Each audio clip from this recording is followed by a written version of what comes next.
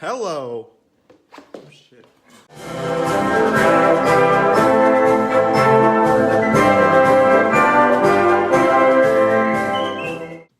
Welcome. My name is Zach Williams, and today we're going to be talking about American identity.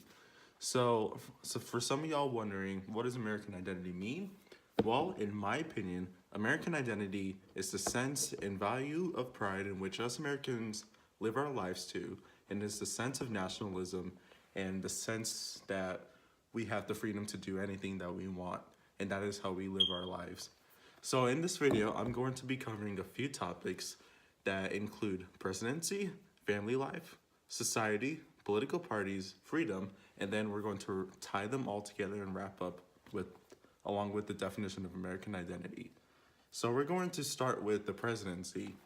How does the presidency relate to American identity? Well, the presidency is basically the executive part of the government, and the president himself or herself runs the government. We have yet to have a female president, but I know we will some way along the lines. So the president, he's in charge. He runs the government along with Congress, and you have all these different parts of the government that all work together to run, because the government in the US is a democracy. So what I'm going to do is I'm going to compare then versus now in all these different topics, and I'm going to talk about our very first president, George Washington, versus our current president, Donald Trump. Donald Trump is the 45th president of the United States. All of the presidents have been men and predominantly white. We've only had one black president, President Obama, who was the 44th president of the United States, but we might not cover him. We'll just talk about Donald Trump and George Washington. Why am I comparing these two? I'm comparing these two and then relating them both to American identity, because back then they did things differently. The president back then the presidency was very formal. They didn't really shake hands. They didn't do a lot of things that we do right now with our president or with our current government. The way the president was greeted back then was he would either bow to whoever he was talking to. Occasionally he would shake hands with certain people depending on who it was. Right now, the way you greet the president is you shake hands, you say hello, Mr. President, things like that. Kind of similar to what they did back then, because we still hold the same structure and the same values that the presidency had back then to now, but things have gotten a little informal since then, and that's just because of how society has gotten. So compare Donald Trump to George Washington. I mean, there's a lot of things you can compare it to. I don't think back then George Washington would have said to a random lady, "I want to grab you by the," and Donald Trump, of course, he can say that. Donald Trump has said a lot of things in the past that for some reason hasn't gotten him in trouble yet as he's been president. But that's just because of how society is. Like I said, things have changed over time. Things are much more PC, politically correct, and things are much more liberal now. You can say a lot of things and might not get caught for, depending on who you are, how much money you have, things like that. Back then, I don't think George Washington would have been ranting about wanting a wall in his country to let the illegals stay on their side while we have our legal and citizens of the US intact in our country. There's a lot of things that if George Washington said, just as Donald Trump would have said, it probably would have either gotten Washington killed or arrested. And I say killed because they usually decapitated or executed people who spoke out against the government, things like that. But like I said, things have changed over time. They won't do that now. But I'm saying back then, George Washington would have gotten in trouble for a lot of things that he said.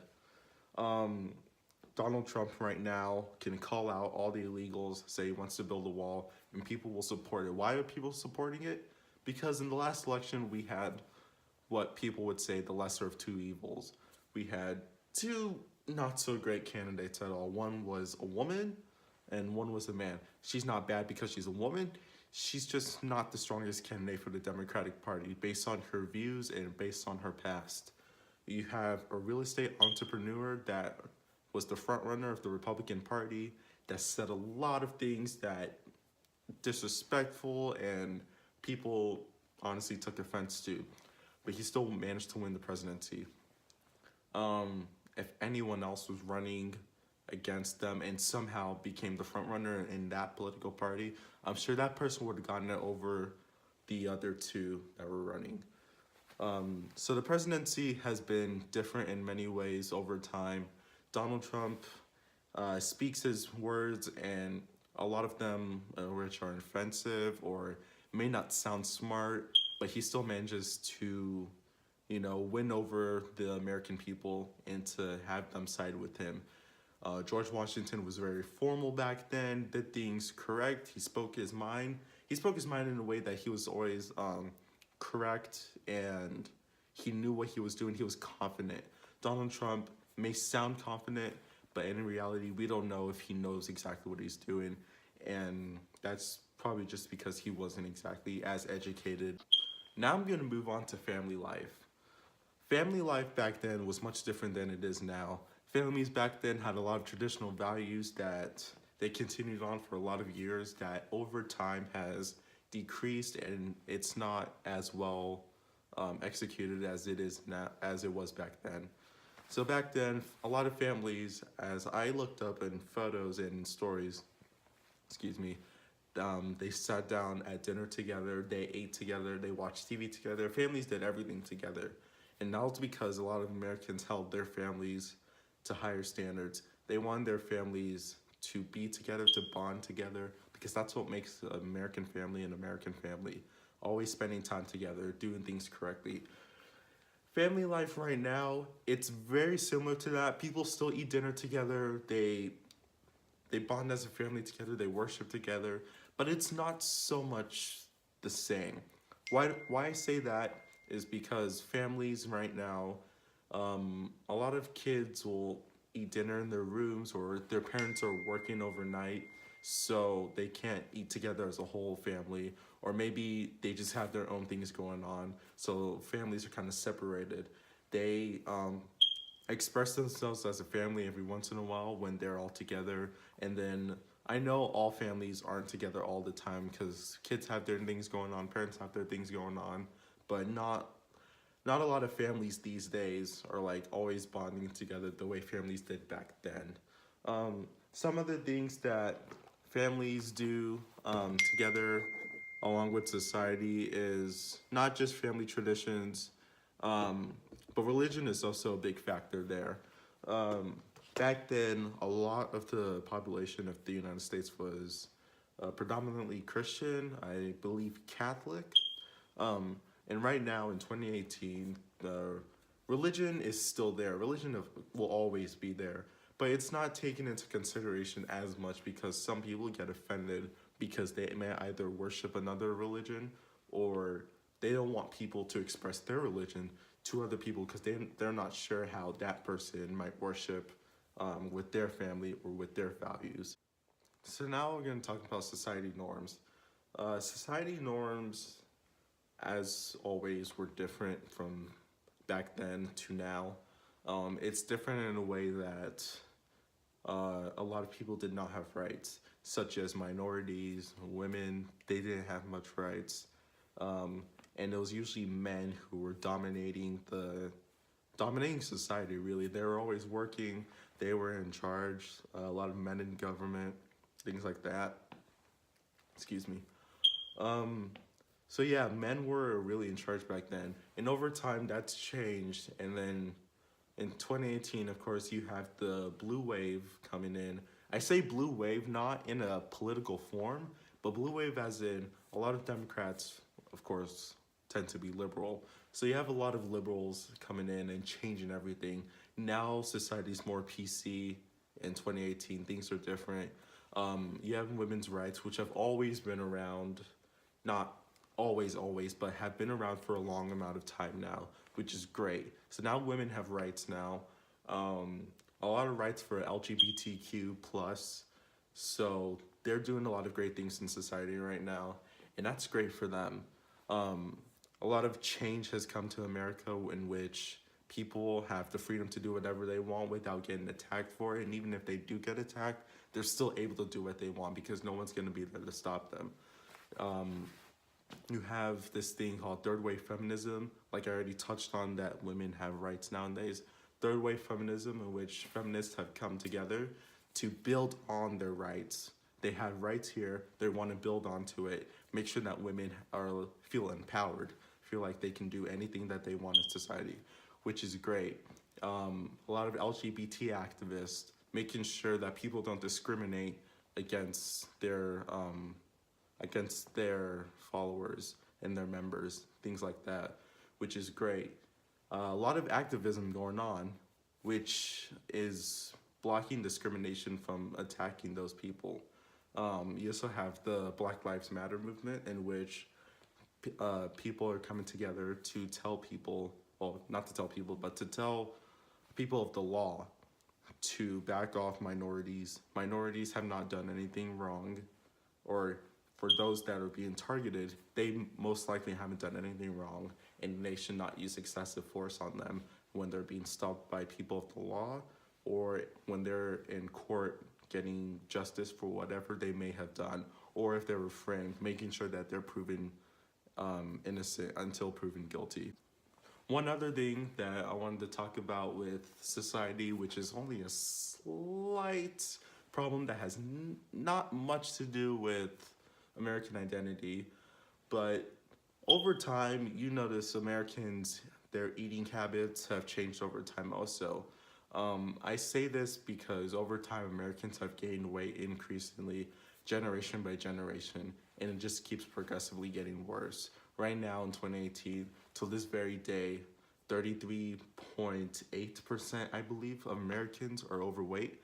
That's over 1/3 of our country, and it's increasing, and it's going to keep increasing until people somehow find a way to control their eating habits. And I'm only putting this out there because it shows how America is. America has a lot of fast food, and it's so convenient to get that food. And the reason for that being is because healthy food is expensive out there. A lot of Americans can't afford to go out into organic markets and get organic foods or healthy foods that will be good for that'll be benefiting for their health. But fast food is always the cheaper and most convenient option. So now I'm going to talk about freedom and political parties. So back then, like I mentioned in the beginning of the video, if you spoke out against the government, usually something would happen to you. You would get arrested, or you will get executed, anything along those lines. Right now, you're able to talk about anything that you want to against the government. You can go on TV, or you can talk about it on social media, and it really doesn't matter because at least you're speaking your mind. We have the freedom of speech. We're able to do that, which is wonderful that we're able to do something like that. We're able to express our minds, express our feelings about the government, whether they're doing something right or doing something wrong. We're able to express that as Americans, which is great. Not to mention that Americans also are able to side with either political party. It gets tense at times because now politics are a massive thing, and it's not so much a problem, it's more of how can both sides get along? Because both sides see views differently. For example, Republicans are pro-life when it comes to abortion. Democrats are pro-choice, meaning it's the woman's right to choose. So they see on different views of that. And it's not just that, but it's different problems along the lines that Republicans and Democrats see differently. And oftentimes you'll see both sides arguing against each other. Now it's just a matter of, how can we make sure that both political parties are able to run successfully, but without bickering at each other. Politics is a nasty game, so it might never happen, but you just got to make sure that you stand your ground. You know what you're supporting. You know what party that you're fighting for. And it's great that as Americans we're able to, like I said, we're able to express that we're able to follow whatever party that we want to, which is great for us. Alright, so to wrap up this video, I'm just going to go back on each topic and I'm going to explain how that relates to American identity. I already explained how the presidency relates to American identity. As for family life and society, this totally relates to to American identity, because back then things were different, like I've been saying throughout this whole video, and us as Americans, we have freedom and we have the ability to do anything that we want. And over time, society has changed to where we're able to do exactly just that. We're using our freedom to change society to live the way that we want to live. And we're pretty much the only country that we live in, the best country in the world, not gonna lie. We do what we want. That's the key point here. We do what we want, and as long as we're using our freedom responsibly and we're not doing anything bad with it, we're good to go. I mean, that's how America is. You come here, you have your freedom, you have your rights, and you don't have to worry about anyone dragging you down, because we should, as Americans, and I'll touch more on this, but be grateful that we have those rights and that we're able to use our freedom in the way that we want. And as for being grateful, I think we all of us, 300 something million Americans, should be grateful that we have people out there that are serving our country for us. There are millions and millions and millions of Americans who have served or are currently serving for our country, and we should be thankful for them. They're overseas right now as I speak, fighting for our country. As you're watching this video right now, they're out there serving for our country. We have a lot of veterans here in the US that have served for our country that are trying to adjust to normal society. It's hard for them, it's tough for them to fight for our country and to come back and try to adjust to society. It's hard for the ones currently fighting right now. They're away from their families and they're putting hard work into protecting our country's freedom. And I know I say the pledge every day with a sense of pride and nationalism, because I'm proud to be an American and I'm thankful to those who serve our country. We should always pray for them. If you're not religious, that's okay. But if you are, we should always pray for them. Pray to God to keep them safe over there, or even for our vets, we should pray to keep them humble and to help them adjust to life normally, and to just continue to thank God for their blessings, and to thank God that we live in such a wonderful country in which we are able to express our freedoms. We're able to live our lives the way we want to live without having some tyrant control us. We're able to do what we want to do. We're able to vote, which is most important, that we're able to vote. Women are able to drive. We're able to connect all races together. We're able to have blacks, whites, Hispanics, Asians. We're able to have all races together as one. Blacks marrying whites, whites marrying out of their races, basically saying the same thing, that we're able to have all nationalities live together under one country, under one roof, as Americans, because we're all Americans, and we should, like I said, be thankful for everything. And that is what I think American identity means to me. It's living a sense of American pride, living the life the way you want, and to just cherish that freedom that you have been granted as an American citizen. Thank you. Hi, I'm Morgan, and I'm in AP History with Mr. South. Hi, my name is Tyler. I'm in AP History with Mr. Malaban. My name's Eamon, and I'm in Amstead with Miss Aguirre and Mr. M. Hi, I'm Madeline, and I'm in A-Push with Miss Fisher. I have three A-Push students here and one Amstead student here. And we're just going to talk about what American identity means to us. And I'm going to quiz them on some simple history questions. If they win, I'm going to give them a free Chick-fil-A gift card. If they don't, they get a pat on the back because at least they tried. Question 1. You remember the Louisiana Purchase? Sure. What president was involved in that, and who did he send? I'm stupid. I don't know the answer. Okay. Stop recording. All right. So like I said, I'm gonna interview the students. I'm gonna ask them some simple trivia questions. If they win, you get a free meal at Chick-fil-A. I have 5 of these gift cards. So question 1. You remember the Louisiana Purchase? No. What president was involved, and who did he send to make the purchase? I just said no. Girl, just say yes and pretend. Maybe. So Madeline got the question wrong, but I'm gonna ask Tyler a different question, but similar to the same topic. So Tyler, who did President Jefferson send to go explore the Louisiana Territory? I'm gonna say Lewis and Clark. Congratulations. Free Chick-fil-A gift card. All right, get out of here. Are you recording, Ben? All right, all you pretty ladies out there, add me on Snap, Tyler.Chapman16. Morgan from A-Push. When did we sign the Declaration of Independence? 1776. Congratulations. So this is Eamon from Amstud, and let me ask you, what was the election of 1828 known as? The corrupt bargain. Congratulations. Wow. Now go away. All right. So now I'm going to ask all the students what American identity means to them. So I'm going to start with Tyler from A-Push. What does American identity mean to you? American identity means to me being better than Canada because Canada sucks. Dang. Poor Maple Leaves. All right. Morgan from A-Push. What does American identity mean to you? American identity to me means your brand that you put out into the world. Nice. Not a bad answer. All right. Madeline from A-Push. What does American identity mean to you? It means that everybody is equal and free, except free. No, I'm kidding.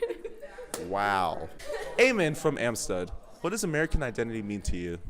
I think American identity has always been about the people and like being your own person, so that's what it means to me. See, she's the only smart one here because she's in Amstud. Yeah.